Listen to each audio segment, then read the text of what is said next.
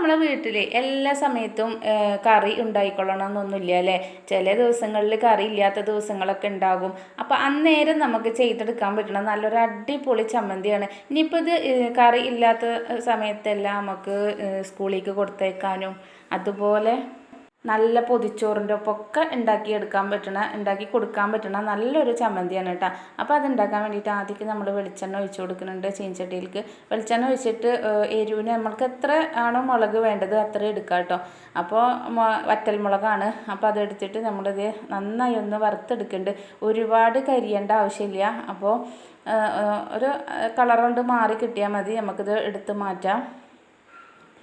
അപ്പോൾ നമ്മൾ ഇതിലേക്ക് ചെറിയ ഉള്ളിയൊന്നും ചേർക്കണില്ല കേട്ടോ. ചെറിയ ഉള്ളിയൊന്നും ഇടാണ്ടാണ് നമ്മളിത് ചമ്മന്തി അരക്കണത്. ഇനി ഇതിലേക്ക് നമ്മളെ ഉഴുന്നുണ്ടല്ലോ, ഉഴുന്ന് പരിപ്പ്.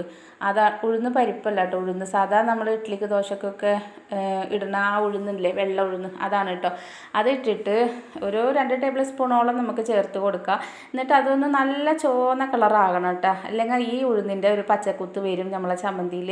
അപ്പോൾ അതില്ലാതിരിക്കാൻ വേണ്ടിയിട്ട് ഇത് കണ്ടില്ലേ, നല്ല ചുവന്ന കളറാകുമ്പോൾ നമുക്കിത് കോരി മാറ്റാം. ഇനി ഇതിലേക്ക് തന്നെ നമ്മളിത് ഒരു കൈപ്പിടി അളവിനുള്ള പുതിനയാണ് കേട്ടോ, മല്ലിയിലല്ല, നമ്മളെ പുതിന എടുത്തിട്ടുണ്ട്. അപ്പോൾ അതൊന്ന് അങ്ങോട്ട് വഴന്ന് വന്നതിൻ്റെ ശേഷം നമുക്കിത് വേറൊരു പാത്രത്തിലേക്ക് മാറ്റി കൊടുക്കാം. എന്നിട്ട് അതിൻ്റെ കൂടെ തന്നെ ഒരു വലിയ സവോളയുടെ പകുതിയാണ് കേട്ടോ എടുത്തിട്ടുള്ളത്. അത് നമ്മൾ ചെറുതായിട്ട് ഇങ്ങനെ കഷ്ണാക്കിയിട്ട് ഇട്ടേക്കാണ്. അതിൻ്റെ കൂടെ തന്നെ 5-6 വെളുത്തുള്ളി നടുകീറിയിട്ട് ഇട്ടിട്ടുണ്ട്.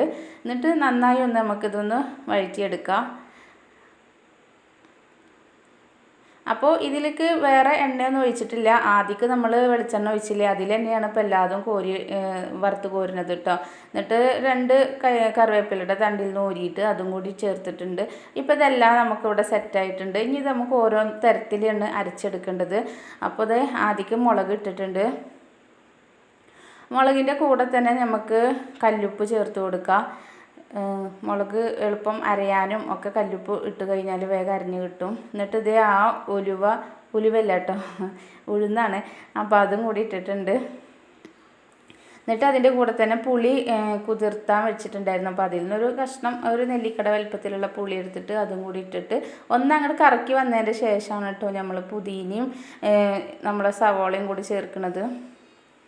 അപ്പോൾ സവോളയും പുതിന ഇട്ടിട്ട് നമുക്കിതൊന്ന് അരച്ചെടുത്തിട്ട് വരാം. അപ്പോൾ ഒരു ലേശം വെള്ളം ഒഴിച്ചിട്ട് നമുക്ക് അരച്ചെടുക്കാം. എല്ലാം കൂടി ഒന്ന് കൂട്ടി യോജിപ്പിച്ചിട്ട് അങ്ങനെ ഇത് അരച്ചെടുത്ത് വന്നിട്ടുണ്ട്. അപ്പം നമുക്കിതൊരു പാത്രത്തിലേക്ക് മാറ്റി കൊടുക്കാം.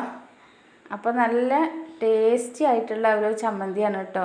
അപ്പോൾ ഒരു തവണ നമ്മൾ ഉണ്ടാക്കിയിട്ടുണ്ടെങ്കിൽ വേറെ കറിയില്ലാത്ത ദിവസം വേറെ ഒരു ചമ്മന്തി നമ്മൾ ഉണ്ടാക്കാൻ നിൽക്കില്ല. ഈ ഒരു ചമ്മന്തി തന്നെ നമ്മൾ എപ്പോഴും ട്രൈ ചെയ്യാൻ നോക്കൂട്ടോ. കാരണം അത്രക്കും ടേസ്റ്റി ആയിട്ടുള്ളൊരു ഐറ്റമാണ്.